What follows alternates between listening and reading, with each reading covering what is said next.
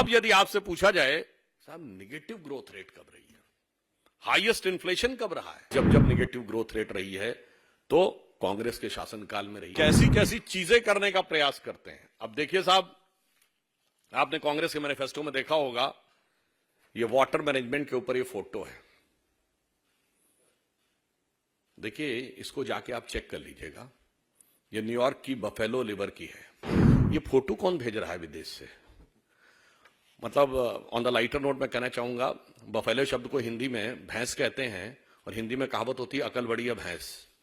तो मुझे लगता है उतनी अकल भी किसी ने प्रयोग नहीं की है इनको करने के लिए। अब यदि आपसे पूछा जाए साहब निगेटिव ग्रोथ रेट कब रही है, हाईएस्ट इन्फ्लेशन कब रहा है, तो 1974 में 50 साल पहले 26% रेट ऑफ इन्फ्लेशन रहा है। महंगाई की दर 26% और विकास दर जानते कितनी थी? 1.19%।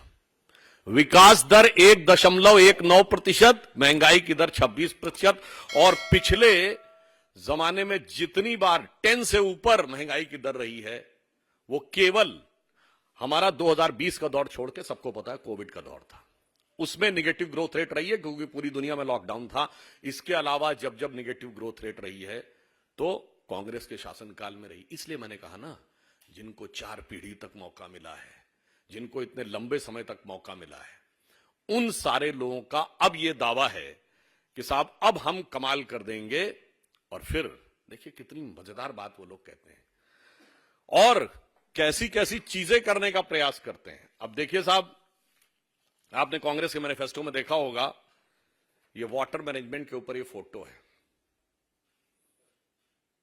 देखिए, इसको जाके आप चेक कर लीजिएगा, ये न्यूयॉर्क की बफेलो लिवर की है। अब देखिए, मुझे लगता है कि अभी तक उनकी सोशल मीडिया चेयरपर्सन के अकाउंट से किसने ट्वीट कर दिया था तो पता नहीं लगा पाए, पर उससे बड़ा यक्ष प्रश्न हो गया है, ये फोटो कौन भेज रहा है विदेश से?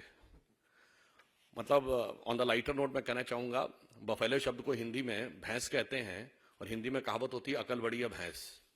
तो मुझे लगता है उतनी अकल भी किसी ने प्रयोग नहीं की है इनको करने के लिए। अब आइए साहब, इन्वायरमेंटल क्लीनिनेस के ऊपर ये फोटो है और ये जानते कहां की है?